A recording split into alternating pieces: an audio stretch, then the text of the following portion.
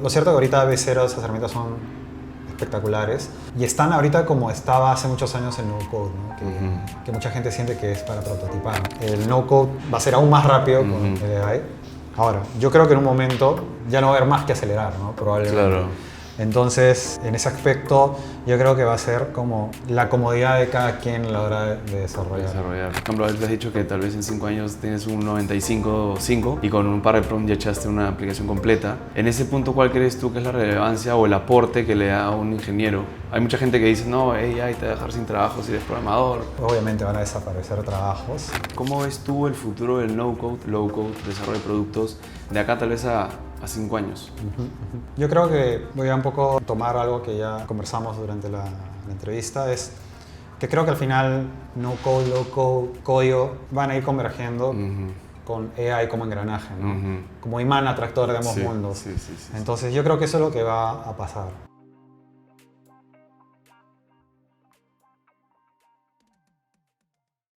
Bienvenidos a un nuevo capítulo de Next Rocket. Hoy día tenemos con nosotros a Cristian Muñoz, él es cofundador de Creante, una de las primeras, o la primera agencia de desarrollo no-code en el Perú, de las primeras en Latinoamérica. Y hoy día hemos venido a hablar de no-code, desarrollo de software, todas las nuevas tendencias, inteligencia artificial. Cristian, ¿cómo estás? Encantado, Fernando, muchas gracias por invitarme. La verdad, este es un tema que creo que nos apasiona a todos los que estamos involucrados en esto y feliz. Espero que salga algo interesante para la gente. Sí, porque en verdad, digamos, en Perú, bueno, en Latinoamérica se ve cada vez más, pero en Perú creo que es un tema bastante nuevo y creo que es tipo genial que alguien dentro del ecosistema peruano pueda contar las experiencias de cómo ha ido creciendo una agencia no-code, ¿no? Y acá entra mi primera pregunta. Creante fue la primera agencia de desarrollo no-code en el Perú. Yo conocí a Jorge porque desde que estoy metido un poco en la movida sabía de Creante, creo que incluso casi me meto a su primer curso de Babel, creo que fue hace unos años. Sí, no sé si sigue activo, ahora nos contarás un poco. Pero tengo entendido que arrancaron con un pie en Perú, un pie en Francia. ¿Cómo fue esa experiencia, siendo Francia uno de los grandes países donde está más desarrollado el tema de no-code? Sí, tal cual. De hecho, el primer cliente que tuvimos fue local, fue un cliente local en el cual nosotros, yo sí soy desarrollador. Bueno, mi formación, mi background es igual desarrollador. De hecho, yo estudié en la Católica Ingeniería Informática. Pero dejé ese mundo porque bueno, fui contratado por una Big Four, por EY, y para hacer consultoría principalmente de lo que es en banca. Entonces dejé ese mundo. Y la verdad es que lo dejé en el peor momento, creo yo. Eso me di cuenta después. Okay. O sea, ¿no? ¿en el peor momento en qué sentido? Porque fue una época y empezó ya a masificarse totalmente el tema de los smartphones. Okay. Entonces ya el tema de expandir el tener soluciones digitales para múltiples problemas e incluso que puedas tener pues, esa solución en la palma de tu mano ya empezó a disparar la creación de startups, la cantidad de dinero, venture capital que empezaron a invertir en eso. ¿Qué año estás pensando? Yo creo que empezó a explotar fuerte ya en 2010, 11, 12, ¿no? Esa época. Sobre todo con el iPhone que empezó a dispararse. Ya cuando entró Android ya fue posible. Ya fue masificado. Claro, ¿no?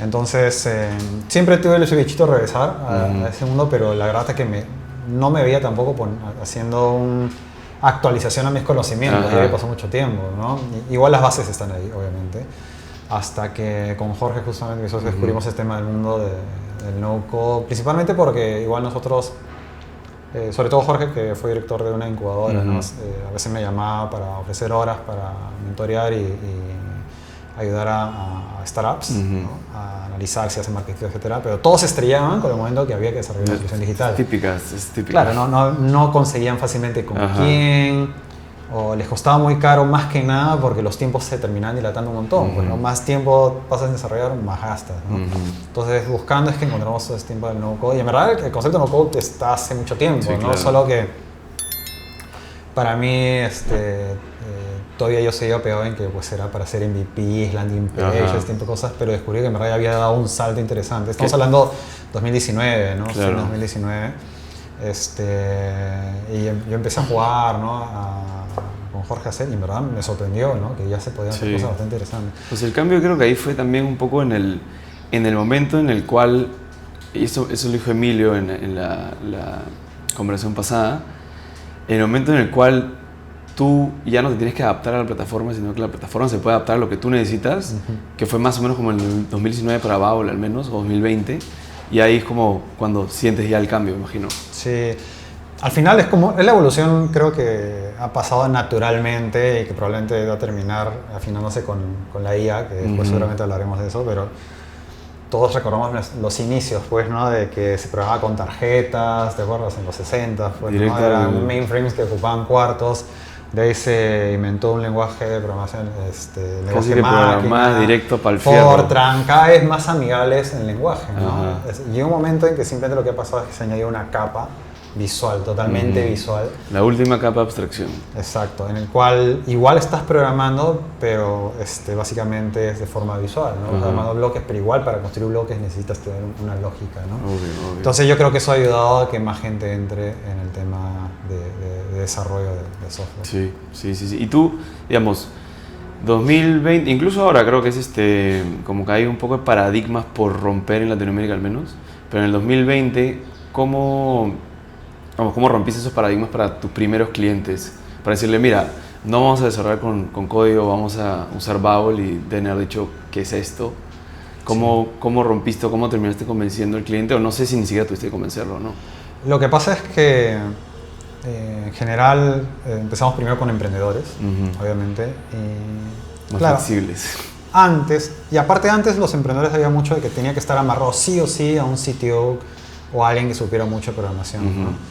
Si ya querían pensar en cosas serias. Ese era como el consejo, ¿no? El consejo. Claro.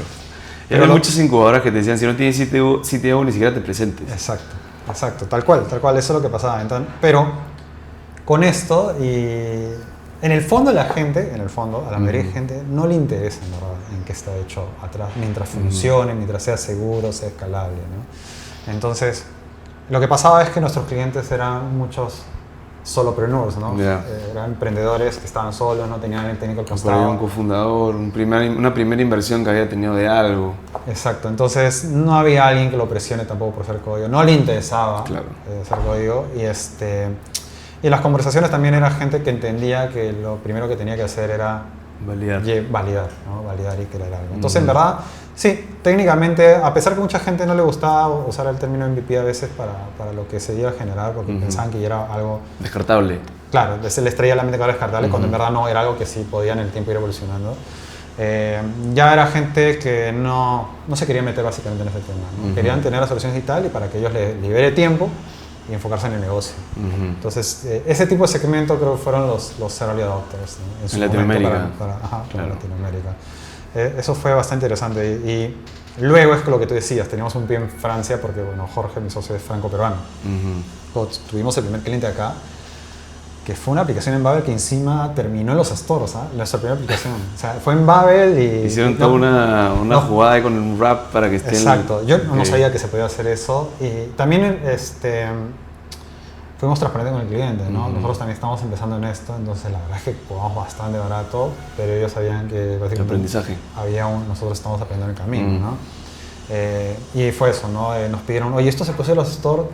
Buena pregunta, ¿no? Había un servicio, me acuerdo, y acá esto es 2021 o 22, me acuerdo que había un servicio que tú contratabas, creo que era de Zero Code Labs, no me acuerdo, algo así.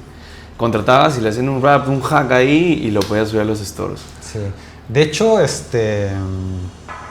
que usamos ni siquiera tenías que pagar, era como un wrap open source. Ok. JSON, no me acuerdo cómo se llamaba, no recuerdo, fue en esa época. Y lo hicimos con eso, y lo logramos subir a los stores increíblemente. Digo increíblemente porque nunca lo habíamos hecho. Se sorprendieron. ¿No? Entonces, claro. Y ahí no pensaban en Flutterflow. Es que en esa época creo que no estaba todavía. Flutterflow creo que es 2020 o 21, tal vez incluso ni siquiera están. Claro, probablemente no estaba o está arrancando y todavía no se llegan noticias, ¿no? O era muy maduro tal vez la plataforma en ese momento. Lo más probable es que sí. O sea, Flutter yo sí había escuchado. De hecho, yo metí estos cursos online Flutter básicamente como cultura general. Hice algunas cosas y entender la tecnología. Pero bueno, ahí Jorge es donde dijo, oye, esto tiene potencial, ¿no? Voy a tocar la puerta a mi red de contactos en Francia y ahí salió otro cliente. Que igual, la diferencia es que en Francia ya se escuchaba más de no code. De hecho, Babbel, uno de los cofundadores, es francés, Emmanuel, ¿no? Manuel. Entonces, no era tan difícil, al menos con las primeras personas, los early adopters, no fue tan complicado el tema de que sea no-code en ese momento, ¿no? ¿De ahí full francés o de inglés? Bueno, Jorge sabe el francés, Okay. entonces hay clientes que no tienen problemas en francés, en hablar en español y yo puedo participar y hacen switch, ¿no? Español, Okay. inglés, pero después hay otros clientes que ya en la ejecución prefieren que sea full francés, entonces Hay un tema también cultural, ¿no? Me imagino que algún PM que tengas en Francia también. tenemos un importante. PM en Francia, una PM en Francia que nos ayuda bastante en todos estos proyectos, que sobre todo que sí el cliente es un must, ¿no? Que Ajá. sale francés, entonces ahí Hay que adaptarse, ahí no queda otra. No, ella es muy buena aparte, es muy, muy rápida para ayudar a aterrizar las ideas. Entonces, por eso que Francia ha sido un mercado muy bueno para nosotros. Sí. De hecho, nosotros ganamos un fondo de ProInnovate, que es el fondo PI, para que la gente que esté interesada, y pueden googlear PI, que es un fondo que originalmente lo manejaba PromPerú, que busca potenciar las exportaciones, ayudar a empresas a exportar más. Y bueno, el Perú como Exportación de servicios, es básicamente. que clic, ¿no? Y en verdad es para cualquier cosa, Ajá. pero porque tienes que postular. Nosotros nos dijeron sobre todo porque yo entendí eso. Sobre todo Perú pues exporta materias primas, productos, Ajá. pero servicios Muy poco. muy poco. Entonces fue algo bien interesante para el programa tener una empresa que exporte servicios, ¿no? Qué buena. Y sobre todo un mercado francés, porque normalmente apuntan pues se apunta a Estados Unidos, etc. Y escogimos Francia obviamente porque encima teníamos afinidad cultural por medio de Jorge. Entonces ganamos el fondo y la verdad es que fue bastante bueno. Con la ayuda de ellos que fuimos sponsors en el NoCo Summit en París hace un par de años, el año pasado repetimos. Bueno, ahí se han ido acomodando varias piezas, en verdad. He visto por ahí también una presentación que hicieron, creo que a través de Zoom, no me acuerdo porque lo vi el año pasado creo, que hicieron una presentación en un evento de No Code Hackers, ¿puede ser? Sí, yo creo, no sé si yo estuve, pero porque nosotros hemos tenido eventos en varias partes. Tuvimos un evento en Barcelona también, por ejemplo. Ese es el que vi. Ese. Pero no sé si era organizado por ustedes o por... Nosotros. Por usted. Ah, ok. O sea, nosotros organizamos un evento en Barcelona, a lo mejor que me estoy confundiendo, hice otro evento en Barcelona, a lo que te refieres, pero ahí estuvo, por ejemplo, personas que tenemos allá en España también, que nos apoyan en el trabajo. Salió bastante bien, Bueno, Jorge y yo hicimos una charla, pero en remoto desde acá. Esa es la que vi, Entonces sí fue la que reunimos nosotros, sí, fue bien interesante. Al final creo que tú mismo me estás comentando de la reunión, ¿no? Esto también depende mucho de estar presente, ¿no? En todos estos movimientos de la comunidad, en dar a conocer lo que hacemos, porque lo que mencionaste también, todavía no en todos los países se habla tan abiertamente de desarrollar usando este tipo de tecnologías, ¿no? Todavía hay mucho apego al old school, ¿no? Sí, yo también creo, y creo que es parte de, ¿no? Cuando llegan tecnologías nuevas, cambios, inteligencia artificial, por ejemplo, ahora, ¿no? Creo que hay un tema de adaptación que si ya vienes muchos años con la vieja metodología o con la que se está manejando en ese momento, el costo de cambio siempre va a ser alto y siempre va a haber un poco de resistencia hasta que te das cuenta, wow, mira, acá hay una nueva gran oportunidad, ¿no? O sea, es un poco como lo veo, creo yo. Sí, tal cual. Y te quería preguntar algo, porque es algo de lo cual yo también sufro. El mundo de la agencia es un mundo duro. Sí. La operativa es dura, porque es un servicio bien personalizado. O sea, no es que no creas un producto y lo vendes 1000 veces, no. No es una lata, ¿no? No es una lata. O no es un SaaS, que tienes uno y que se adapten a ti, sino es como algo que requiere un PM, requiere atención muy especializada, requiere tener una cercanía con el cliente, es una relación, es un vínculo. Para ti, que estás metido y creo que estás también en las primeras filas de estocado, en el frente de batalla, ¿cuáles son los principales retos como dueño de agencia que tienes en el día a día? No sé cuáles tendrás. Sí, sobre todo cuando se crea algo de cero, en verdad tienes retos en cada uno si pudiéramos imaginar la cadena de suministro de una agencia, ¿no? Desde el tema de adquisición, delivery, el postventa. En verdad hay un reto en cualquier agencia del mundo, ¿no? de servicios, hay un reto en cada uno de esos. La particularidad que nosotros pasamos, y que creo que muchas agencias pasan, que trabajan con low-code, no-code, es que cuando nacimos no había talento prácticamente para esto, ¿no? O sea, no era tan fácil de que ponías un post y tenías un mar de aplicaciones de gente muy buena. No había. Entonces, el reto original es que... Sigue habiendo poca oferta de calidad. Y más aún, que el tema es que conforme ya obviamente esto, la adopción va creciendo, claro, la demanda no se queda estática, ¿no? Claro. Sigue subiendo y si la base de talento no crece igual, vas a seguir estando en déficit. Pero bueno, en nuestro momento no había ni eso, no había tal. Entonces, los primeros 2 años, la gente que teníamos básicamente toda la formamos nosotros, ¿no? Fue bastante esfuerzo, seguimiento y incluso había en esa época, o sea, lo ideal serían desarrolladores como que quieren como migrar esto porque tienen todas las buenas prácticas, las bases, modularización, ¿no? De manejo de variables, etc. O sea, que para ellos es como un paso hacia atrás, entre comillas, pero es como ir, programas, da un paso hacia atrás, ¿no? Y empieza a programar con Babel, que te da mucho más atajos, por así decirlo, versus, me imagino que alguien que no es ingeniero de software y se metió a aprender Babel y es distinto al final cómo tienes estas prácticas, ¿no? Exacto. Claro, es como lo ves, más como que lo ves de un nivel más arriba, ¿no? Ya, o sea, ya no ves las cosas tan chiquitos, sino ves un zoom out, ya ves los bloques simplemente y empiezas a trabajar. Pero en esa época tampoco había mucho interés, en verdad, en los desarrolladores porque no entendían, seguían pensando que era un Wix las herramientas. Sí, es un Wix. Entonces, básicamente reclutamos entusiastas. Entusiastas que no era de las carreras de desarrollo, pero que les gustaba el tema, habían descubierto que les gustaba. Que por ahí tal vez tenían, ¿no? Claro, por ahí eran, no sé, ponte diseñadores UX, hay mucha afinidad con diseñadores UX, UX UI, o sea, diseñadores de producto que ya tienes la base al menos, ¿no? De cómo hacerlo y le es muy natural usar Flutter, Flow, Babel o cualquiera de estas que son visuales. Ahora, en nuestra primera promo del primer año y medio, 2 años, nosotros teníamos un ingeniero mecánico, creo que era, teníamos un estudiante de lenguas, bien variopinto, de verdad era, ¿no? Ya en los últimos años como que el concepto como sigue expandiendo, ya hemos sido capaces también de reclutar gente que sabía desarrollar, ¿no? En otras tecnologías, Node.js, Vue.js, etc. Y que, digamos que al aprender esto, en verdad es como que ganan un superpoder, ¿no? Claro. Pero ese superpoder, para saberlo usar, tienes que tener las bases igual, ¿no? Me acuerdo de una charla, yo dije eso, ¿no? O sea, el hecho de que sea más asequible hacerlo, en verdad no significa que todos pueden producir algo de calidad igual, ¿no? Total. Yo creo lo mismo. Creo que hay mucho, o sea, como mucho humo también dentro de este mercado de oferta de desarrolladores, ¿no? Creo que hay mucha gente que se mete 6 meses, todo bien con que hayas aprendido en 6 meses Babel si es que no sabes nada, pero después de los 6 meses eres un junior, o sea, necesitas a alguien senior al costado tuyo para que te ayude a crecer, ¿no? Y mucha gente es junior, no se vende como junior, no dice que es junior, lo contratas y terminas muerto. Sí, ¿no? Tal cual. No, nosotros también ya aprendimos eso, lo que manejamos por último si en el reclutamiento, si nos da buena espina, le damos ejercicios iguales, etc. Pero igual, un ejercicio no es lo mismo que un proyecto real, ¿no?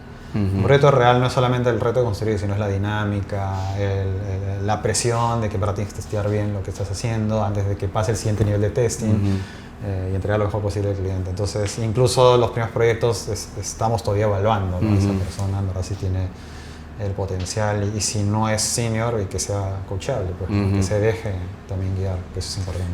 Y bueno, agencia también creo que es un modelo de negocio que no es tan evidente cómo escalarlo.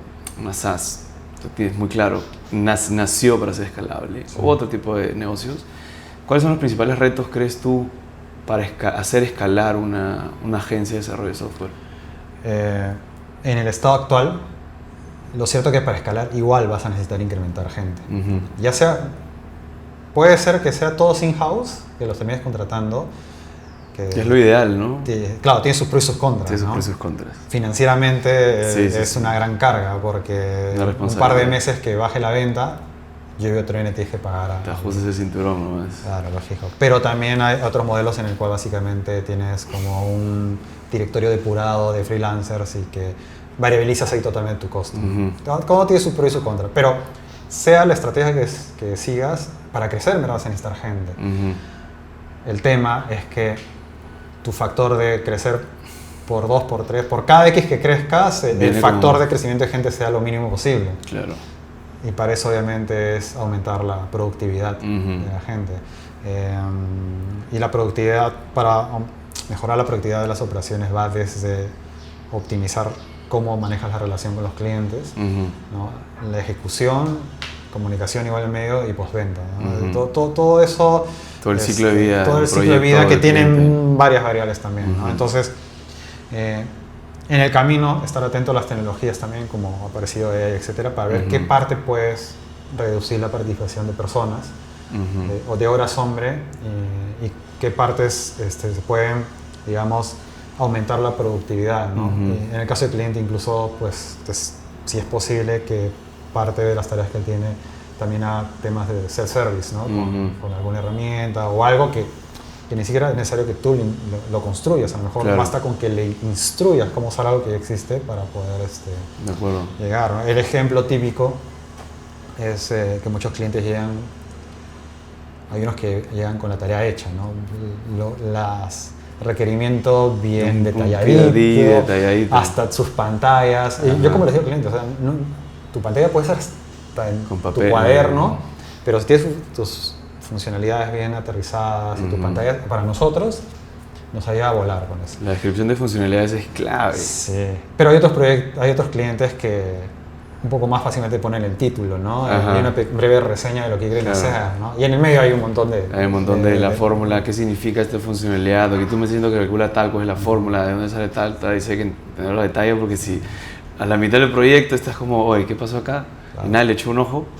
Y entonces, esos clientes, por ejemplo, habrá un grupo en el cual sí requiere que tú lo guíes. Te lo acompañes, lo guíes detallar. Pero hay otros, por ejemplo, que están dispuestos a que un ChatGPT, un Claude, lo que fuera, que si tú le explicas cuál es un prompt adecuado para empezar a detallar funcionalidades de tarea, lo hacen. Y ya te terminan presentando algo mucho más detallado, ¿no? Es el cliente ideal. Es el cliente ideal. Entonces, daba este ejemplo para comunicar que en verdad necesitamos, para escalar una agencia, necesitamos identificar todos los puntos donde podemos mejorar la productividad, ¿no? Va desde obviamente la captación de leads, que te llegue el lead de mejor calidad, que el requerimiento sea lo más sustancioso posible, ¿no? Y después ya la ejecución, obviamente, también que hay mucho. La operativa, que es donde está la operativa. Donde ajustar las tuercas. Y después, obviamente, hay un montón de estrategias. También puedes ser partner con otras agencias, ¿no? En el cual ya es un modelo de comisión, etcétera, y te dedicas básicamente a especializarte en la generación de leads, ¿no? Tú puedes agarrar como los tickets más interesantes y que sabes que hay mayor rentabilidad, y otros que no son tanto, a lo mejor son más engorrosos, pues, con un partner que a lo mejor tiene otro tamaño, tal vez, o más grande, más chico. Otra ubicación también, ¿no? Que tiene menos costos, entonces puede manejar un proyecto de menor presupuesto, pero él logrando igual margen, porque al final la idea es que todos ganen. Entonces, el problema es cómo escalar y las soluciones en verdad hay múltiples, pero no te salvas de siempre relacionar, necesitar gente, ¿no? De acuerdo. Y en lo comercial, por ejemplo, ¿qué están haciendo para escalar? Justo comentábamos, ¿no? Antes de empezar. De hecho, nosotros cuando crecimos los primeros años fue principalmente por recomendaciones. La red que fuimos formando al inicio de clientes, y fueron algunos ex clientes y otros continuaron con nosotros, estaban contentos con el trabajo, entonces obviamente cuando escuchaban a alguien que necesitaba eso, nos pasaban la voz. Lo esencial es un buen servicio o producto, dependiendo del modelo que tengas. Exacto, ¿no? Un buen servicio. Y después en nuestra red conversar cuando fuera posible sobre lo que hacíamos, entonces nos recomendaban, ¿no? Eso es genial en verdad. Pero límite. Claro, hablando de escalabilidad, ¿no? Si tú quieres seguir creciendo, eso no puedes jalar el motor total de crecimiento, ¿no? Necesitamos ya un proceso comercial ya más armado. Lo que pasó es que ya dijimos, tenemos que empezar a generar leads que no necesariamente relacionados a gente que recomienda, ¿no? Sino inbound, pues que nos encuentran en las redes, ¿no? Que nos buscan. Inbound, o sea, lo orgánico para los que no... Exacto. Y hicimos unas pruebas de ensayo con Google Ads, dos cosas, y fatal, ¿no? El resultado fatal. No te funcionaron. Funcional, y conversando con gente que ya... Porque tú no tienes que saber todo, obviamente. Personas más expertas en esos temas comerciales, en Francia inclusive. Claro, nos dimos cuenta que en verdad nuestra página no estaba bien ubicada, ¿no? Casi no generábamos contenido. Entonces ahí había una gran oportunidad, ¿no? de mejorar nuestro posicionamiento, comunicando lo que sabemos, comunicando nuestra experiencia, para que gente nos encuentre, ¿no? Porque pasaba mucho en el tema de recomendados y nosotros boca a boca tratar de comunicar, pero en reuniones o círculos, que igual contamos nuestra experiencia, pero era de esa forma, ¿no? Claro. En cambio de la otra es gente que no te encuentra de la nada. Exacto. En eso estamos, ya ha empezado a dar resultados. Full SEO entonces. En el tema de que gente ya nos está sacando reuniones, nos escribe, gente que no tiene ni una relación con nosotros o con alguna de las personas que hemos trabajado antes. Entonces, eso vemos que ahí todavía tenemos mucho potencial en ese aspecto. Y después, obviamente, siempre estamos también conversando. El tema de branding también es clave, ¿no? LinkedIn, branding, compartir ahí los blogs y todo, ¿no? Exacto. Y me quería repreguntarte una pregunta anterior, pero no quería olvidarme de esa, pero mencionaste hace un rato como para crecer, optimizar procesos. Con la venida de la inteligencia artificial y todo esto nuevo, ¿estás usando inteligencia artificial dentro de tus procesos en Creante de alguna manera? Sí, y ahí es un punto importante que también lo aprendí un poco de mis vivencias, de mi vida pasada en consultoría. Es que cuando decimos mejorar procesos, ¿no? Establecer un proceso, no necesariamente estamos hablando de redactar, ¿no? Todo un documento gigante del proceso. Muchas veces eso ni se lee, la verdad. En la práctica la gente no lee, sobre todo cuando ve toda una enciclopedia, ¿no? De hecho, yo he visto muchos casos, ¿no?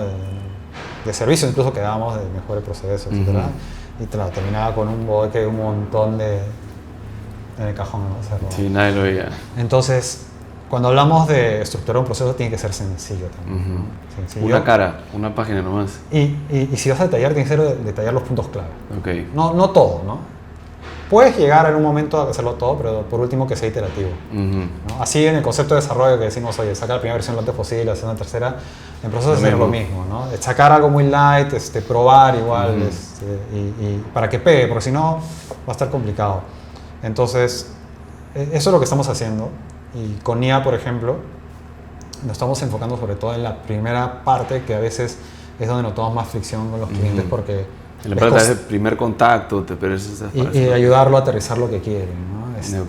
Porque la verdad es que hay clientes que son muy buenos y les encanta redactar todo, pero claro, si tú estás esperanzado que todos van a ser así, no va a ocurrir, ¿no? No va a pasar.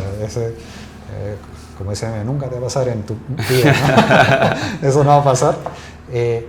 Entonces, esa parte es la que sí con IA estamos ayudando a muchos clientes que hay unos que simplemente casi que les da pereza redactar y no es que no quieran su idea, sino que, pucha, claro, redactar aplicaciones no va a ser. Y aparte no tienen el perfil, tal vez, no son, por ejemplo, o sea, personas que tienen mucho know-how dentro de esa industria o ese rubro, qué sé yo, pero dentro del tema de cómo desarrollar una plataforma, no tienen ni idea ni por aquí ni por allá, solamente saben que hay este problema, quieren resolverlo tal vez de esta manera, vieron una aplicación que más o menos es así, ayúdame. Ahí también entra la mano de la agencia de sentarse, hacer una especie como de consultoría previa de, ok, te ayudo a aterrizar todo lo que tienes en la cabeza. Exacto. Y retar, ¿no? Porque también a veces te van saliendo ideas, ya se va convirtiendo como en la carta a Papá Noel. Claro. Y nosotros sí, creo que en ese aspecto también ganamos la confianza. Somos bien transparentes con el cliente. Nosotros decimos, mira, esta carta para nosotros se ve recontra suculenta, ¿no? Porque es más trabajo, más precio, ¿no? Que vamos a cobrar. Pero, amigo, acá veo 4 o 5 cosas que no sé para qué te van a servir en la primera versión, ¿no? De acuerdo. Entonces, que mucha gente no piensa en las primeras versiones también, creo yo. Y me ha pasado, ¿no? Porque yo estoy más desde el lado... Tú, claro, estás más del lado operativo en Creante. En mi caso, en NextRocket, yo estoy más del lado de comercial, el primer contacto, aterrizar con el cliente, lo que tiene en la cabeza. Y algo que suele pasar, como lo que tú dices ahora, es que te dicen toda una aplicación con todo lo que quieren tener y es como, bueno, mira, yo te recomiendo que pienses en fases, en lanzamientos progresivos. Primera fase, o primer lanzamiento es de todas estas 10 cosas que tienes en la cabeza, aterriza 3 y de ahí tal vez te vas a dar cuenta que las 5, 6, 7 que estabas pensando que te va a costar un montón de plata no te sirve. Y te hay mucha nube de en verdad sí va a generar algún valor, ¿no? Claro. Para los usuarios. que hay un poco lo que es como esta idea, ¿no? De ayudar a aterrizarlo y, como tú decías, darle las buenas prácticas de mejorarlo por partes y tienes todo el sueño completo, pero vamos a mocharlo por partes. Claro. Y ahí, por ejemplo, es donde estamos usando el tema de IA. En esta parte que hay clientes que les cuesta aterrizar sus ideas, nos estamos apalancando pues en Claude, ChatGPT, para que lo que te decía, ¿no? A veces sus 4 o 5 bullets que nos pasan, construir rápidamente un requerimiento funcional de más o menos, básicamente la IA le dice, mira, esta es la idea que quiere hacer, estos son como los highlights que nos ha pasado, ¿qué le está faltando? Detállame, ¿no? Lo más posible los requerimientos funcionales. Obviamente ahí ya hemos ido refinando cómo le pedimos que deben ser los requerimientos funcionales. Y eso ya, en una reunión con el cliente, ya no ve sus bullets, ve algo mucho más, ¿no? Es más, se lo pasamos incluso, se lo compartimos un documento para que lo vaya revisando y comente. Hace poco en un lead, yo me compartió algo bien básico, le armé todo y el documento le pareció espectacular. ¿No? Sentía como que le había leído la mente. Claro. Entonces, y yo le conté, ¿no? Oye, mira, esto me he apalancado, ¿no? ChatGPT, igual le digo, ¿no? Obviamente reviso lo que vota y en base a nuestra experiencia igual le agrego cosas, pero ya refino, ¿no? Claro. No empiezo de cero. Entonces, eso que antiguamente nos hubiera tomado pues 4 o 5 reuniones, a la segunda ya tienes un cliente validando una lista, ¿no? Total. ¿Y sabes qué me ha funcionado a mí? Y me imagino que ustedes también lo hacen, no lo sé, pero porque yo lo vi en YouTube que alguien lo había hecho y dije, voy a robarme la misma táctica, que es como también teniendo un poco el feeling del lead con el que estoy, prototipar algo rápido en Lovable. O sea, yo uso mucho Lovable. Sé que tiene sus cosas, que hay un punto en el cual se cae y es como que aparece el proyecto, pero para prototipar, a mí me ha servido mucho para estas primeras fases de propuesta. Ya sabiendo, ya, a mí este proyecto va más o menos así, ya filtraste, o no, ¿cuál es la palabra en ventas? Como que ya filtraste al lead y ya te das cuenta, bueno, va serio, no es una persona que está solo explorando. Y le presentas unos wireframes, y ni siquiera conectarlo a Supabase, ¿no? De frente wireframes. Y se quedan como, esto lo han hecho en una semana, o sea, voy con ustedes porque ya vi su velocidad, ¿no? Y ahí es como, claro, te apalancas ya con un agente más que un documento, pero fijo, ustedes también lo han hecho. Ese era justamente estamos alineados ahí, ese es mi segundo ejemplo. Yo me encariñé un poco más con B0. Yeah. Será porque creo que ya lo he usado tanto que ya le agarro las mañas. Porque es cierto, tú llegas a un punto en que cuando yo le hablo de B0 y doy un ejemplo, a veces la gente cree que en 15 minutos ya se arma todo. No bueno, fuera. ¿No? Un solo prompt ya te armó todo imposible. Exacto. Y a veces te pasa que estás en el prompt número 20 refinando. Y te rompió algo, ¿no? Rompió todo. Te rompió, desapareció una parte que ya se hecho. Entonces yo ya le he ido agarrando la maña. Claro. Como cada prompt decirle, oye, y además el resto de la aplicación no la toques, y los links de tal lado no los rompas, y en verdad funciona, ¿no? Sí, pero es mucho entrenamiento. Y como que también le vas agarrando tú la maña a cómo construirlo. O sea, yo al principio, cuando recién usaba Lovable, o sea, al principio, o sea, en diciembre, era como que mandaba un prompt súper detallado de todo lo que quería, y me hacía 2 pantallitas. Y era como que ya, ok. También por ahorrarte los prompts, porque cada prompt te cobran. El Lovable es así, no tienes unos 100 y tantos por tu plan, ¿no? Y ahí me di cuenta que en verdad la mejor forma de hacerlo es pantalla por pantalla o funcionalidad por funcionalidad. Y ahí ya empecé a 40, 45 minutos ya tenía un prototipo hecho. Y creo que es en React en Lovable. Y sí se ve como que la reacción de la persona, como diciendo... Y le he pasado. Y aparte es eso, que el efecto wow, y aparte que le ayudas a validar en verdad que lo que te está diciendo es, o sea, que todos estamos viendo la misma película, ¿no? No es que se esté imaginando un gato y yo en mi cabeza tengo un perro, ¿no?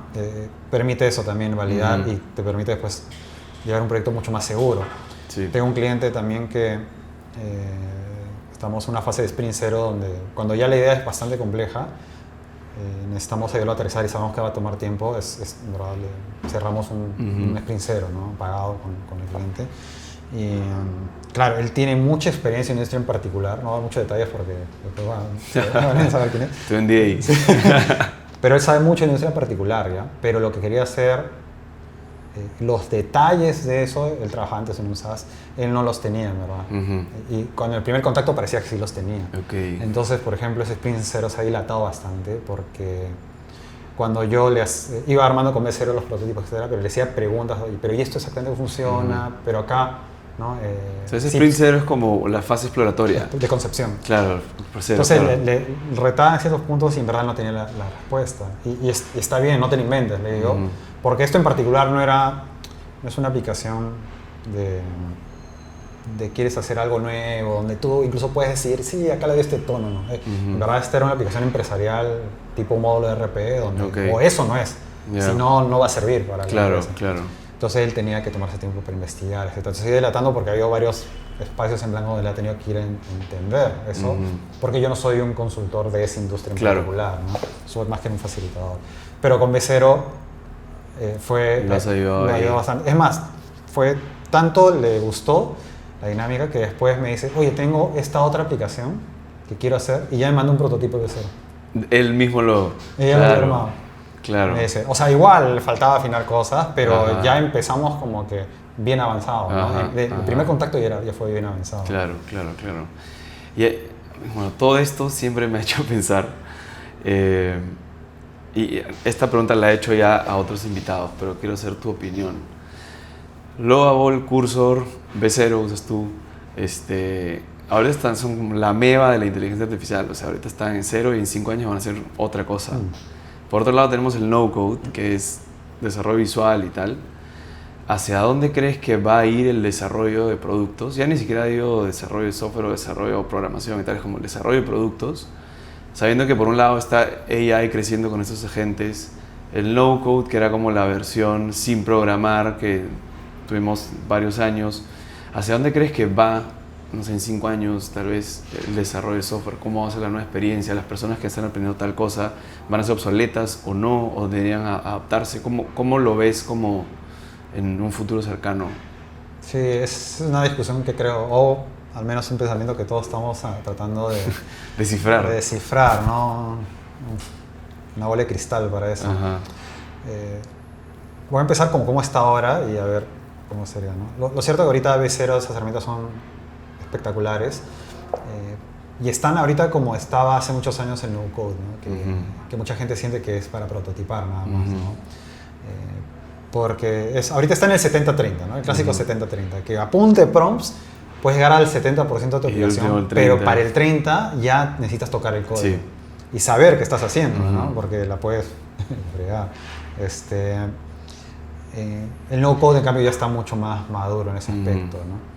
Yo creo que en los siguientes años lo que va a pasar también es que el no-code, low-code, que ya está pasando, le está metiendo obviamente también AI generativa, porque al final esto es AI generativa, ¿no? Porque AI es un montón de cosas, pero AI generativa, y lo que está pasando con WeWeb, Babel, es que ya le está metiendo eso, ¿no? Entonces tú igual con Prompt vas a poder ya puedes construir cosas. El de WeWeb, por ejemplo, está bastante bueno. Puedes construir cosas, y lo bueno es que igual aún no está en el 70-30, probablemente está en el 50-50, ¿ya? Porque recién está corriendo en eso. Pero claro, cuando llegas al límite de poder efectuar un punto de prompts, saltas al módulo visual y lo terminas. Claro.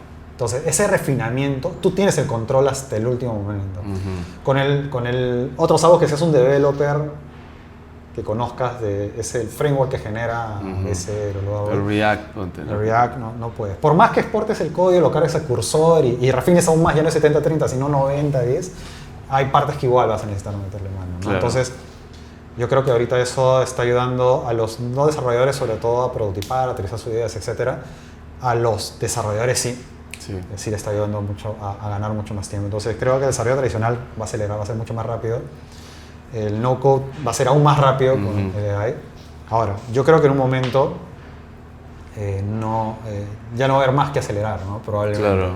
Entonces, en ese aspecto, yo creo que va a ser como la comodidad de cada quien a la hora de desarrollar. ¿No? Si te sientes cómodo en que simplemente conversando y que genere código y después pues tú retocas el código, tú retocas código, etcétera, no hay problema, vas a ir con esa herramienta. Porque de acá a 4 o 5 años probablemente va a haber un momento en que para muchos tipos de aplicaciones ya ni siquiera necesitas tocar el código, ¿no? Sí, pues, claro. Entonces, y va a haber después el no-code que va a ser para la gente que a lo mejor le guste aún tener algo de control de arrastrar, algo más cat, ¿no? Igual muy rápido. Al final quieres lo mejor de los dos mundos, ¿no? Como alguien que te haga más general, pero ahí quieres, o sea, por ejemplo en LOL pasa que estoy diseñando una pantalla, está linda, pero quiero cambiar el texto porque y tengo que decir, el título cambia la tal, o sea, sería tan fácil como doble clic, aparece tu pantallita de div, le cambias la E por la A y ahí está lo que tú decías, la mezcla de ambos. Van a converger. Yo creo que herramientas como LOL, V0 van a empezar a añadir cosas de no-code y no-code va a empezar a añadir cosas de AI, ¿no? Web puedes exportar igual el código, por ejemplo, ¿no? Entonces, yo creo que van a ir convergiendo y al final básicamente va a ser un tema de gustos. ¿Por qué te sientes más Total. afín? Y acá, en este punto, digamos que ya llegamos a este momento en el cual estamos hablando. ¿Cuál termina siendo la relevancia de un ingeniero, programador, no-coder, como quieras llamarlo, pero alguien que desarrolla productos? ¿Cuál es la relevancia de esta persona? Por ejemplo, ahorita has dicho que tal vez en 5 años tienes un 95.5 y con un par de prompts ya echaste una aplicación completa. En ese punto, ¿cuál crees tú que es la relevancia o el aporte que le da a un ingeniero? Hay mucha gente que dice, no, AI te va a dejar sin trabajo si eres programador. ¿Cómo lo ves tú? Yo creo que sí de hecho, obviamente van a desaparecer trabajos, puestos de trabajo, que no significa que la persona pues, no pueda, digamos, tomar otro rumbo, su carrera, ¿no? Pensar en otras cosas. Pero en el tema de desarrolladores, igual va a haber gente que necesite pues, crear los Lovable, los V0, ¿no? Este tipo de aplicaciones, o aplicaciones, por ejemplo, core bancarios, ese tipo de cosas, por ejemplo. Habrá que ver hasta dónde llega el AI con eso, ¿no? Con ese tipo de aplicaciones que sí requieren mucho más complejidad, muchas veces. Pero creo que, por ejemplo, para los negocios normales, igual probablemente sí va a necesitar una persona que sepa de la tecnología, porque la creación de una solución digital es solo la primera fase. Luego en el camino pueden pasar incidentes, mantenimiento, tema de seguridad, rotura de seguridad, ¿no? O como te digo, algún comportamiento no esperado, porque en el prompt no lo preveíste. ¿Quién va a arreglar eso? O sea, es tú, como que estás dueño del negocio, vas a tener que romper lo que estás haciendo en ese momento enfocado en el negocio, en marketing, que fuera para saltar y meterte a... No, necesitas a alguien. O sea, vas a necesitar a alguien, ¿no? Que tal vez ya no 5 personas, tal vez una, con varias herramientas. Sí, o probablemente eso se va a centralizar, más bien va a haber hubs donde básicamente todo se va a outsourcear, ¿no? Porque ya requiero tampoco, después de crear la primera versión, que sí necesito a alguien que entienda esa herramienta, un equipo, pero que sea por horas, ¿no? Claro. Sí, yo creo que sí, no va a desaparecer los puestos. Tal vez se reduzca, pero va a depender también qué tanto se incrementa la creación de nuevas soluciones, ¿no? Porque si se aumenta la necesidad de soluciones, obviamente vas a necesitar gente, claro, ¿no? Para eso. Y en ese punto, alguien que quiere entrar al mundo de desarrollo de software, sabiendo que esto es probablemente lo que se viene, ¿cómo debería cambiar lo que está estudiando, la forma como está estudiando, o en qué debería enfocarse? ¿Cómo crees que debería adaptarse a esa parte un poco más educativa y de formación? Sí, yo creo que alguien que se quiere empezar a estudiar desarrollo, y me atrevería a decir que ya las universidades al menos consideran eso, ¿no? Al menos en mi época ya, sin saber que se veía todo esto, ya lo consideraban. Es que si tú te quieres dedicar solo a programación pura y dura, o sea, está bien, pero creo que sí, eso en el tiempo sí se va a ir, la cantidad de gente que se le requiere eso, de programación pura y dura, sí va a ir disminuyendo, ¿no? Porque obviamente tienes un motor de AI que tiene todo el conocimiento del mundo, obviamente va a depender que también depuran estos, porque si digamos los códigos de referencia que tiene un motor de AI es garbage o no tiene buenas prácticas, lo que te va a generar tampoco va a tener buenas prácticas. Pero bueno, en un escenario que eso está bien depuradito, probablemente la programación pura y dura sí ya no se necesita tanto. Se van a seguir necesitando, pero ya no tanto. Entonces, yo creo que tienes que tener un mindset de consultor. ¿No? Un lado un poco más de no tan técnico puro, sino como lo que hablábamos un rato, contacto con el problema, soft, aterrizarlo. De acuerdo, empatía en ese aspecto, ¿no? De ayudar a entender el problema. Y tú has sido consultor años de años, entonces la tienes clarísima ahí. Exacto, entonces yo creo que ese mix, sí, tal vez no se venda, tal vez su tag de venta no sea soy desarrollador, sino soy... Consultor de productos digitales. Exacto, un consultor de productos digitales, que que te puedo ayudar en el end-to-end. Ajá. ¿No? Te puedo Que ayudar ya puedes hacerlo. desde la concepción ¿no? hasta el final. ¿Qué es lo que podía transformarse en un diseñador, por ejemplo, Ajá. o un product owner, ¿no? Que te ayuda a conceptualizar el producto, aterrizarlo, pero ya te puede llevar incluso hasta tener Tu prototipo, tu solución, de acuerdo, ¿no? tu solución, claro. Y un prototipo que incluso puede escalar, ¿no? Entonces yo creo que esa figura sí va a ser mucho más necesitada que un programador puro y duro. Y sí, y acá me pongo a pensar en digamos, en un extremo pongo el desarrollador que es solo front, el desarrollador que es solo back, y se enfocan en eso, y ahí sale Babel, en donde una persona puede ser back y front, tal vez puedas tener preferencias, ¿no? Pero ya puede ser back y front, no tienes que preocuparte muchas más cosas. Este salto incluso más, que ya termina abarcando muchos más roles, porque las herramientas te permiten tener todo, ¿no? O sea, como sí veo como una ampliación, y creo que ahí está la oportunidad, tal vez como profesional, pensando en la persona que está entrando, ¿no? Claro, claro. Sí, hay un montón de roles ahora, como DevOps, ¿no? Todos estos que son necesarios, obviamente, pero ya se está automatizando bastante eso también, ¿no? O sea, Vale, por ejemplo, no necesitas un DevOps, ¿no? Publicas nada más. Ahorita ya tiene branches, ¿no? Tienes ramas que puedes separar, etc. Aún va a seguir mejorando en eso. Ya tiene un log de cambios, quién cambió exactamente quién, puedes monitorear, ¿no? Qué usuario cambió exactamente quién en el proyecto. Y el siguiente paso seguramente va a ser que incluso puedes seleccionar exactamente qué cambios pasar, ¿no? Y tener esa trazabilidad. Entonces, básicamente ahí pues va desapareciendo la necesidad de una persona que te haga esa tarea, ese control, ¿no? Total. Entonces, igual, la gente tiene que pensar en, ok, ¿dónde agrego valor? ¿Solamente en este aspecto o en verdad en que la persona se sienta segura en su conjunto del proyecto que quiere realizar? De acuerdo, de acuerdo. Sí, yo también más o menos pensaba un poco de esa manera. Y ahora volviendo, nos fuimos a AI, volvemos un paso atrás, herramientas no-code. Creo que ustedes empezaron con Babel, ¿cierto? Ustedes empezaron creo con Babel, pero de ahí empecé a ver que empezaron a añadir nuevas herramientas. Vi Sano hoy día que estoy revisando la web de Creante. Bueno, Flutterflow creo que también es una básica, Supabase también hacen con Supabase. Y una WeWeb que la acabas de mencionar ahora, que para mí es como la competencia directa con Babel después de todo este tema de los workload units, como que se puso más de moda.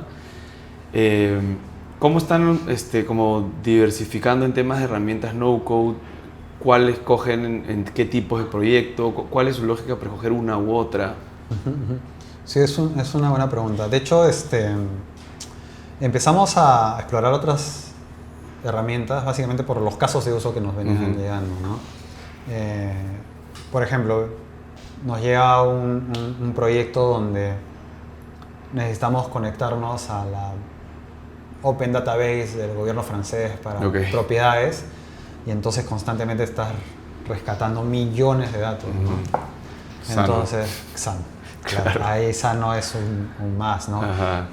¿Supabase llega a ese nivel, tú crees o no? Lo que pasa es que Supabase tiene su propia nube en la que puedes ir escalando recursos, pero el hecho que hay un momento que si ya explota la cosa, me refiero, probablemente ya necesitas hostearlo, ¿no? En alguna AWS, etc. ¿no? Entonces, de que puedes. Ahora, es más rápido ahorita construir muchas cosas en Sano como backend que en Supabase, pero Supabase ya está, su copilot está bastante simpático, o sea, ya va mejorando muchas cosas. Pero Sano es una herramienta que es no-code y puede ser low-code también, que es bastante rápido de construir cosas, ¿no? Igual, sigue siendo, no pierde su espíritu no-code, pero puede mutar a low-code muy fácil. Entonces, y es escalable, ¿no? Tú puedes, y en un momento dado, por eso, para corporaciones, por ejemplo, te puedes llevar a tu propia nube Sano, ¿no? Entonces eso es muy, muy atractivo. Y Sano lo he hecho que tiene bastante afinidad con WeWeb, ¿no? Para usarlo como front, porque WeWeb sobre todo front. Es front, sí. No es como un Babel que es full stack, ¿no? Sí. Entonces, puedes trabajar Babel con Sano, de hecho sí, pero es más...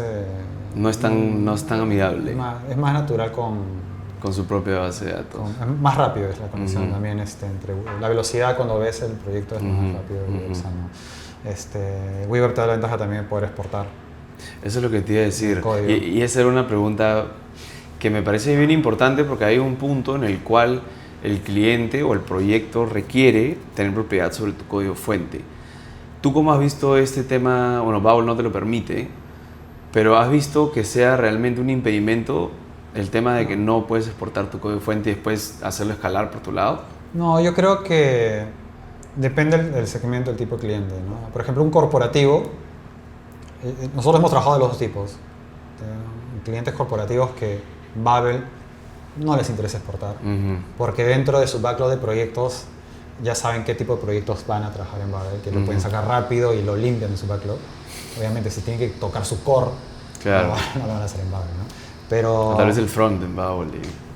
Claro, mucho. Y no tienen problemas con que se exporte. Pero después hay otros clientes que sí, que dicen, oye, ahorita no lo voy a exportar, pero sí, mira, la verdad es que mi área de seguridad, ya he entendido todo bien, todo, pero no. Él dice, no, que se siente más seguro si es que en un momento dado lo podemos exportar. Que tiene sentido, en cierto modo, ¿no? Sí, al final depende de las políticas también. Claro, eso también es importante porque es fácil el tema de compliance ahí que no te permite, por protocolos, que sé yo, no te permite... Hostear en una nube que no sea la tuya, por ejemplo, ¿no? Entonces, ¿Y es por esa razón porque entraron a WeWeb? No, WeWeb entramos más que nada porque había proyectos que necesitamos bastante manejo de data, cosas mucho más escalables en volumen de transacciones incluso. Ok. Y era sano, ¿no? Y sano naturalmente era con WeWork. Okay. Entonces es el matrimonio, básicamente. Ok, ¿no? Arrancó por la necesidad del back. Ok, ya te entiendo. Claro. Ya te entiendo. Ahora obviamente Babel ha mejorado bastante, pero me acuerdo que hace un año y medio más o menos había unas estadísticas, ¿no? Incluso teníamos proyectos donde necesitamos en muy corto tiempo en Babel registrar 10.000 datos. Ok, claro, como un pico de Y registrar de uso. 10.000 datos pues en Babel tomaba su tiempo, mientras que ese mismo en Sano era así, rapidísimo. E incluso en Sano tú puedes crear sentencias SQL directamente contra su Postgres. Y ese todavía es más rápido todavía. Entonces puedes ahí retar los límites de la velocidad, ¿no? Lo bueno que no lo tienes que hacer para todo. Sino para no todo requiere ese tipo de especificidad. Y es lo chévere de herramientas como Sano, que tú... Porque hay gente que dice, no es que es o todo no code, o todo lo code, o todo código, ¿no? Nuestra estrategia, por ejemplo... Es lo mejor que se adapte a la una frase que usamos mucho es que hacemos desarrollo acelerado de software. Lo que hacemos en la estrategia es que buscamos minimizar lo mínimo posible el código. La mayoría de veces logramos minimizarlo al 100%, pero otras veces si se requiere algo de código, se puede hacer, pero que sea solamente donde requiere, ¿no? Entonces ahí logras velocidad.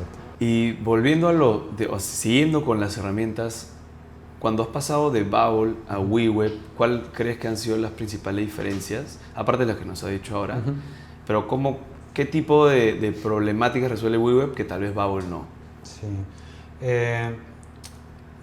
Al final es que hemos agregado una herramienta más, ¿no? WeWeb a nuestra caja de herramientas. Hemos usado bastante Babel y va a depender del caso de uso. Sobre todo si necesitamos usar otro backend, ¿no? Como Sano. Ahí sí es donde entra WeWeb en ese caso. Pero WeWeb sí te permite, es más fácil agregarle código si necesitas. Más natural. Más natural, exacto. Puedes apalancarte en AI generativa para crear un componente y naturalmente usarlo. Ahora con el AI que tiene WeWeb también puedes avanzar bastante más rápido. También, de hecho, de cara al cliente renderiza más rápido, ¿no?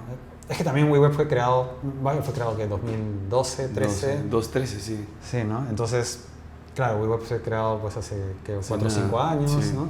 Entonces, la tecnología obviamente que he usado es mucho más moderna, ¿no? Frameworks más ligeros, entonces sí carga más rápido. Babel está mejorando en eso, pero obviamente WeWeb aún es más rápido a la hora de cargar. La integración con otros backend también es más fluida, digamos, como Sano, Supabase. Entonces te da esa flexibilidad. Al ser un frontend, te da la flexibilidad de que sea una ficha en un rompecabezas que puedes construirlo de la manera, un Lego mejor dicho, que puedes construirlo de acuerdo a lo que necesite el cliente. Más abierto. Y me has acordado de Flutterflow, ¿no? Porque Flutterflow también es un tema más de front. ¿Y tu experiencia con Flutterflow cuál ha sido? Sí, hasta ahorita es buena. Ahora, igual, si comparamos los tiempos de desarrollo, no es que sea tan rápido versus... o sea, yo comparo, lo voy a refrasear, ¿no? A ver, tú también qué opinas. Pero cuando construimos en Babel, en WeWeb, versus hacerlo en código, es mucho, pero mucho más rápido, ¿no? En Flutterflow versus escribirlo puramente en Flutter, es más rápido, pero no es como que 10, 15x, no ¿no? es, claro, no es abismalmente más rápido. No es rápido. abismalmente rápido, pero igual que es tangible, ¿no? Porque Flutter es un lenguaje más, para un framework más amigable, o porque Flutter Flow es un poco más tedioso. Sí, yo creo que todavía está mejorando, ¿no? Okay. Flutter todavía, los widgets, todas estas cosas aún son bien limitados. Pero toman los mismos conceptos igual de Flutter. Exacto, y es como, digamos, y esa era la gran una de las diferencias también que hay entre WeWeb y Babel, ¿no? Es que Babel, al tener más tiempo, tienes un marketplace de pues, plugins gigante. Eso es clave también. Una comunidad en el foro, pues gente que aporta un montón. O sea, el conocimiento. La cantidad de desarrolladores también. El conocimiento ya ganado y acumulado en Babel es pues, brutal en comparación con otras herramientas, WeWeb, Flutter, Flow, porque ellos simplemente han empezado mucho después, ¿no? Claro. Entonces... ese es su network effect, creo yo. Exacto. O sea, claro, el otro día lo estaba pensando, o sea, el network effect, para los que no saben, ¿no? Como el tema de, por ejemplo, una red social se hace más fuerte cuando más gente tiene el network effect de diferentes niveles, pero no mucha gente se pone a pensar en el network effect que puede tener tal vez un nuevo framework o un lenguaje de programación, o en este caso una herramienta no-code, que con más gente se llega a un mejor ecosistema viene con más desarrolladores, más conocimiento, más posibilidades, más agencias, más gente desarrollando en esta tecnología, ¿no? Y es parte, creo, hemos vuelto un poco a Babel, pero creo que es parte de la válvula de seguridad de Babel también, porque siempre hay un pero, sobre todo cuando es una plataforma como Babel, que es hosteada en la nube de Babel. Sí. Igual tú puedes tener una instancia privada, ¿no? Pero en la nube de Babel, básicamente, claro. Te crean un espacio para ti solito. Pero una de las preguntas es qué hacen los desarrolladores, ¿no? Etcétera. Ya, pero ¿y si quiero Babel, no? Sí. ¿Qué pasa? No tengo código, no tengo nada. Pero creo es que ahorita a Babel le pasa, guardando las distancias obviamente, como los grandes bancos de inversión en Estados Unidos, los grandes bancos, ya son demasiado grandes como para permitirte fallar, ¿no? Entonces hay tantas aplicaciones hechas en Babel, hay tanta comunidad que sigue creando aplicaciones, que en verdad que si algo le pasa a Babel, lo más probable es que en verdad alguien más lo compre, incluso que la misma comunidad lo compre, ¿no? A un crowdfunding, y eso sigue existiendo. Claro. Entonces, mientras otras plataformas que en verdad todavía no tengan tanto, es bien más difícil que eso pase, ¿no? Sí, de acuerdo.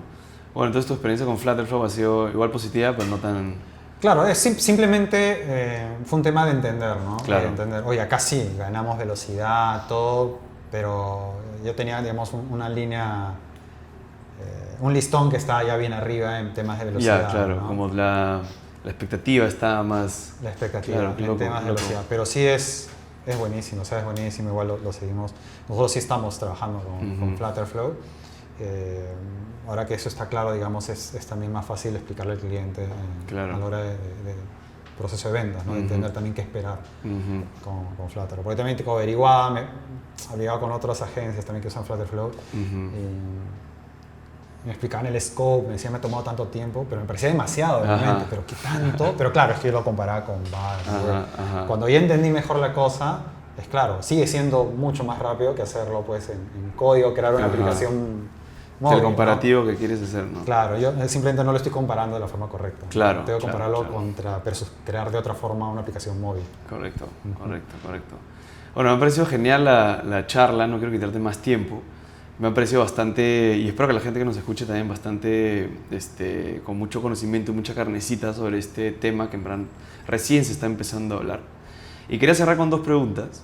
La primera es, o una recapitulación tal vez, ¿cómo ves tú el futuro del no-code, low-code, desarrollo de productos, de acá tal vez a 5 años?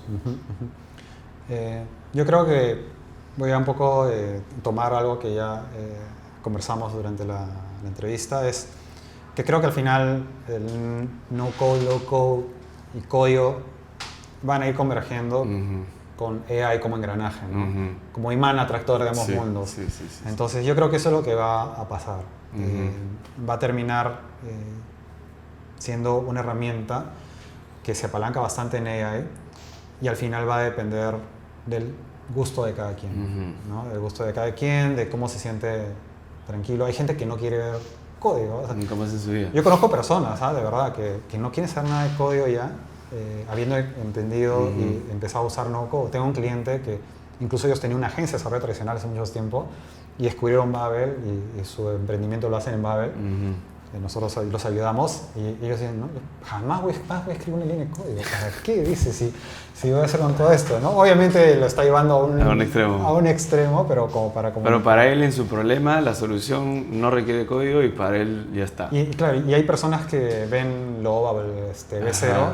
Claro, el hecho que simplemente tiene una pestaña que muestra código, ya no, se abruma, ¿no? Entonces, yo creo que la parte de código con AI va a ir convergiendo porque va a necesitar agregarle herramientas tipo el no-code para facilitar a las personas, porque si no sigues exigiendo que la gente sepa algo de código, ¿no? Para que las personas desarrollen con estas herramientas. Entonces, esa convergencia yo creo que va a ocurrir y no creo que vaya a desaparecer el no-code, el low-code, simplemente ya creo que cada segmento, perfil de persona va a empezar a usar cada una de estas herramientas, ¿no? Porque también el tema de las herramientas código con generación AI generativa todavía necesitan también empezar a optimizar la parte de despliegue, gestión de recursos, gestión de bugs y todas esas cosas, ¿no? Eso también obviamente lo van a hacer, ¿no? Pero ese camino, por ejemplo, ya está bien recorrido en no-code. Claro, de acuerdo. Y para cerrar, ya un poco, saliendo un poco de la parte técnica y yendo tal vez un poco más hacia la parte empresarial y de negocios, ¿qué recomendación le darías a alguien, bueno, dos perfiles, ¿no? Tal vez uno que diga, quiero empezar mi negocio como freelancer, yo como desarrollador, ¿qué consejo le darías? Un poco más de empresarial. Y otra persona que diga, ¿sabes qué? El no-code me encantó, voy a hacer una agencia de desarrollo de no-code. ¿Qué consejo le darías a estos dos perfiles de personas? Sí. Bueno, en el caso de freelance, dependiendo del perfil, o sea, si es que tienes ya un background desarrollador o no, primero es empezar a ganar credenciales. Esa es la clave, porque siempre un posible cliente te dice que le muestres trabajo, ¿no? Y obviamente si esperas ganar credenciales a punta de clientes reales, puede tomar un tiempo. Va a ser igual a la gallina, ¿no? Tu primer cliente, pero no tiene nada que mostrar. Claro. Entonces ahí es... lo mejor es empezar tú también a construir cosas, así sea por hobby. Necesidades propias que tienes, puede ser chicas y que... Babel, por ejemplo, no quieres explorar Babel y puede ser cosas que quieres solucionar tú mismo para ti en Babel. Lo bueno que en el plan gratuito de Babel puedes construir varias cosas. Y por último, puedes pagar el starter de $29, que en verdad es una inversión, ¿no? Entonces, si lo vas a usar para construir tu propio portafolio, va a servir. Es uno, tener que mostrar. Lo segundo es mucha presencia, o sea, si te metes ese tema, empieza a hablar de eso en tus redes, ¿no? Lo que tú decías, ¿no? Claro. En LinkedIn, puedes crear videos en YouTube, no te desanimes al inicio, pues tienes solo te ve tu perro, ¿no? Porque no, es bien difícil que la gente, no todos empiezan pues de frente de mí, pero lo interesante es que incluso si tienes pocos viewers y empiezas a generar contenido, ya cuando tienes una conversación incluso puedes referenciar. Claro. ¿No? Oye, mira mi canal, esta persona habla, ¿no? y encima lo comparte, ¿no? Entonces sabe lo que habla, es un referente, etc. Entonces es eso y aprovechar tu red.